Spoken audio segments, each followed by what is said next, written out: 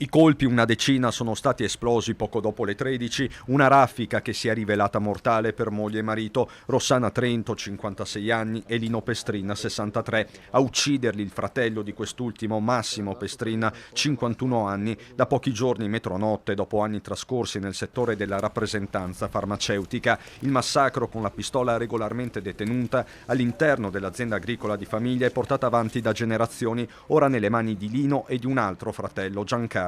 Moglie e marito sono stati aggrediti mentre stavano pranzando nel cucinino, proiettili inesplosi sono stati trovati anche nel cortile, i primi rilievi non lasciano spazio a troppi interrogativi. Diciamo nella parte alta del busto, poi il medico legale sta ancora lavorando, i rilievi sono ancora in corso, quindi insomma non possiamo essere, sicuramente sono più dentro casa, sì, erano al tavolo, presumibilmente stavano mangiando, si stavano attingendo. Questo non lo possiamo sapere, sicuramente le due vittime erano sedute al tavolo. Gli spari scuotono la normalità solo apparente di un primo pomeriggio come altri in via Monsignor Breda, sul confine tra Paese e Quinto di Treviso. Sarebbe stato lo stesso Massimo ad allertare i carabinieri, confessando il duplice delitto subito dopo. Anche lui inizialmente si è assunto la responsabilità del fatto, sono cose che poi, come stavamo precedentemente dicendo, vanno verificate, ci sono accertamenti istruttori, il quadro porta a questo. L'allarme è stato dato sia dalla persona che ci sono giunte altre comunicazioni che stiamo verificando, sentendo le persone che hanno udito i colpi d'arma da fuoco. Sembra comunque che Massimo si fosse trasferito da poco nella casa di famiglia,